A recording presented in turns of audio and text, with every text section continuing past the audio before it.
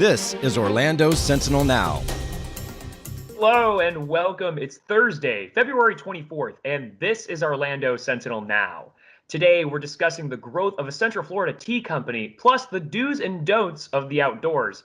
I'm your host, Joe Mario Pedersen, and joining me today, I have business reporter Austin Fuller and Things to Do reporter Patrick Connolly. Thank you both so much for being here today. Let's go ahead and get right into it. Austin, coming to you first for one of your latest. Native Florida Yopon Tea Business sprouts into $1 million business with new cafe. So a lot to explore here, Austin, with new business, new cafe rather. But before we get into the cafe itself, let's talk about the product. What is Yopon tea? Sure. So Yopon is a plant that grows naturally here in Florida, and it's actually the only native plant in North America that has caffeine. And so this company here in Edgewater, Yopon Brothers American Tea, for several years now has been making a tea product from Yopon. Now that product that Yopon Brothers has been creating, we've seen it in other Central Florida businesses, right?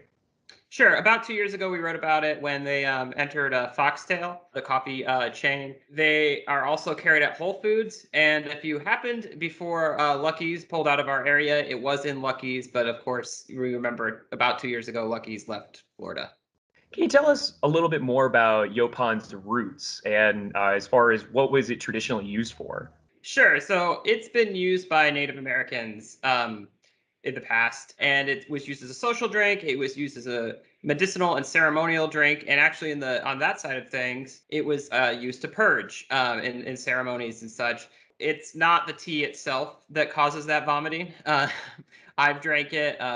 You know, obviously, they have this business did nearly $1 million in sales last year, so we've not seen mass reports of people experiencing that. So it's not the tea, but historically in ceremonies and medicinal use, it was part of something that caused that. Mm.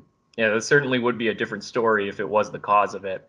But as you mentioned, Austin, $1 million worth of business. Can you talk to us about what Yopon Brothers have attributed that success to? So part of it's the story. For so long it was the founder and the CEO call it the cornerstone of indigenous civilization, and now he's seeing Yopon as coming back to its rightful place. He calls it America's first cup, but it's a tea drink. It's a tea-like drink. It's not the scientific plant that most people associate with tea, but it is tea. It's caffeinated. A professor I talked to who's had both their product and who's grown Yopon himself with grad students at UF has made tea from it, and he says it tastes like green tea but less bitter. So for those who haven't had Yopon yet, and maybe they're interested, there is a new location where they can go to get that. Where might that be? Sure. So this company is based in Edgewater. It's a small city near New Smyrna Beach. If you've been out there to go to the beach, Edgewater's just south of there. And that's where this company is based. And they just opened a new 7,000 square foot production facility. They're really going to increase the amount of tea they can put out on the market. And they have a cafe there that's going to have their tea as well as some other items. They're hoping to get beer and wine because they actually have a Yopon beer in a partnership with a brewery in Titusville. So they're hoping to get that at the cafe, but they're still working on the beer and wine side of things. Mm. So Austin, with Yopon Brothers starting out in 2015 and experiencing some electric growth, that growth is also occurring outside of the state as well. Can you tell us a little bit about that? Sure. And just since 2019, which again is the year that Foxtail started carrying their products, since 2019, they've grown about 70% each year. This last year, they went through 9,000 pounds of Yopon holly leaves and did just shy of $1 million in revenue.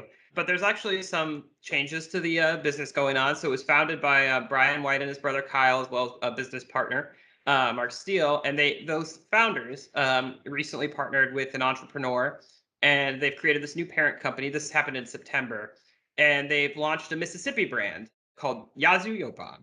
They've started construction on a 38,000 square foot facility out in Mississippi as well. They have 16 Florida employees, 12 Mississippi employees, but by 2024, they hope to have 80 combined.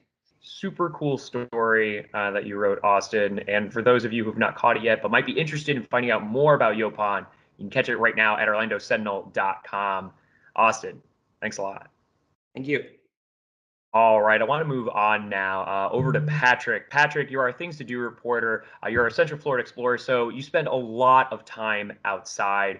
And this week we're talking about the importance of being prepared when you go into the outdoors. Now, well, we were talking a little bit before the show, and I didn't know that previously you had been a Boy Scout. You've spent a lot of time camping, so you've got some experience on how to be prepared. Can you tell us a little bit about that? Certainly. Well, as I say in my article too, I wanted to specify I had this kind of preparedness mindset, right? And that's not quite like you might think. I'm not like a doomsday prepper. I don't stockpile non-perishables or toilet paper. I don't have like a bunker. But whenever I go for a hike or a bike ride or a paddle, I'm always kind of going through my mental checklist of what are the things that I need to pack to make sure that if something goes south or if I'm out there for a little longer than I'm expected, what do I need? So that can manifest in really kind of basic things as packing extra water and snacks, a first aid kit, making sure I have a way to get help. But I have had a couple, close calls in the past before. I mean, as I say in the article too, I've largely been able to avoid, fortunately, life and death scenarios. And I owe that at least in part to trying to be prepared. But there have been times where, I used to live in Nevada and I got a little bit lost on a desert hike and was a little panicky. I was like, because really you could die out in the desert, no lie. I mean, so I had enough water, I had enough snacks, and I was able to somehow, keep my wits about me, find a trail, get back to a road, get a ride back to my car. Even more recently, I was driving through Ocala National Forest on some of the forest roads in my Subaru, very capable vehicle. Unfortunately, I had my street tires on at the time, not my all-terrains, and I left my traction boards at home, so I got stuck. But I had just enough cell phone service to text a friend. He posted my location on this off-road recovery Facebook group. Someone came within a couple hours to get me out. So I have had a few hairy scenarios, but fortunately, with kind of, trying to stay calm and get through these things and trying to be prepared as well, I've been able to escape most of these unscathed. I mean, you're right. If you're not prepared, certainly a lot can happen to you out there.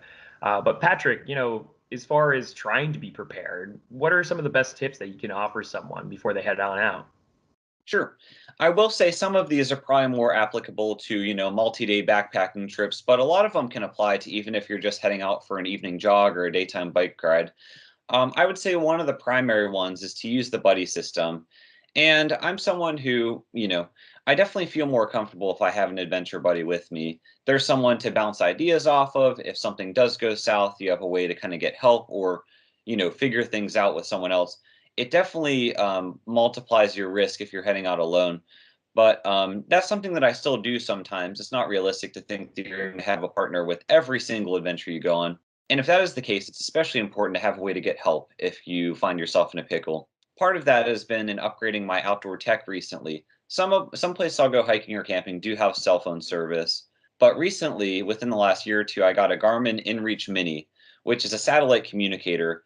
Now, this kind of device should probably only be really useful for more hardcore adventurers whenever you're going into more remote areas, maybe for multiple days. But with that device, paying for a monthly plan, I can send text messages via satellite to my loved ones, let them know where I am, and they can see my location. And it also has an SOS button in case of emergencies. So that actually does give me a lot of peace of mind whenever I'm heading out. I'd also advocate for prior planning. What do they say? Proper planning prevents poor performance. And this certainly applies whenever you're heading. Look at your route whenever you go for a hike. Know what the elevation profile is like and kind of map it out. Check the weather before you go to know what layers to pack. Is it going to rain? And on that note, talking about elevation profiles, distances, and everything, you definitely want to know your limits whenever you're heading out. I mean, it's good to push yourself, it's good to see how far you can go. I would say, as a rule of thumb, if you're hiking 5 to 7 miles regularly, you could probably pound out 10 or 15 in a day. But if you're still working on in the 1 to 2 mile range, it would be unrealistic to expect you could hike 20 miles in a day. So, on that note, I would say certainly push yourself, but especially if you're on a more remote hike, you don't want to find that you're halfway through a hike and you get stuck out there and don't have a way to get back to the trailhead. And above all else, I would advocate just using common sense. You know, whenever you're out there, I mean, in any scenario in life, you can make a quick decision that results in something catastrophic. And again, I think being out in the wilderness carries a different amount of risk. So Of course, be mindful of wildlife and poisonous plants.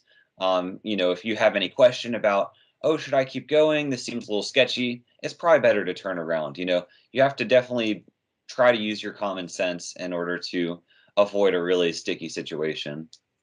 There you go. Don't get caught in a sticky situation. Stay alive and read Patrick's article for the best ways to do that when you're going camping or hiking. Be sure to catch it at orlandosentinel.com for more on that. Patrick, thank you so much. All right, before we all leave you today, we do want to talk about Thursday's weather presented by Premier Sotheby's International Realty. Orlando has another day of 80-degree weather in store for Thursday. That trend is set to continue into the weekend. Peak temperatures Thursday are forecast for 85 degrees in Orlando, well above the February temperature average of 74, according to the National Weather Service. The evening will offer some reprieve from the heat of the day, with the low falling to 66 degrees after sunset. Friday temperatures follow a similar range with a high of 85 and a low of 66.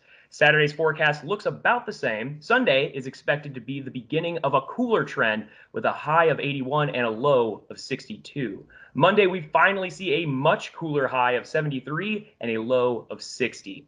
Orlando's skies are predicted to be mostly sunny until Monday, which has a 20% chance of rain ahead of another cold front, bringing temperature lows into the 50s next week. But for more on weather, you can see it at orlandosentinel.com, where, of course, you can find out more about the stories that we talked about here today. And, of course, lots of other news happening in and around the community. For those of you who are subscribers to the Orlando Sentinel, thank you so much for supporting this work and supporting local journalism. If you want to become a subscriber, it's easy to do so. All you need to do is visit orlandosentinel.com/subscribe. But as for OSN, that will do it for us today. A big thank you to Austin and Patrick for keeping us filled in what's going on in our community. We'll be back again next week with more news. We'll see you then. Stay healthy and stay safe. Watch Orlando Sentinel Now live every weekday at noon on our Facebook page and on orlandosentinel.com.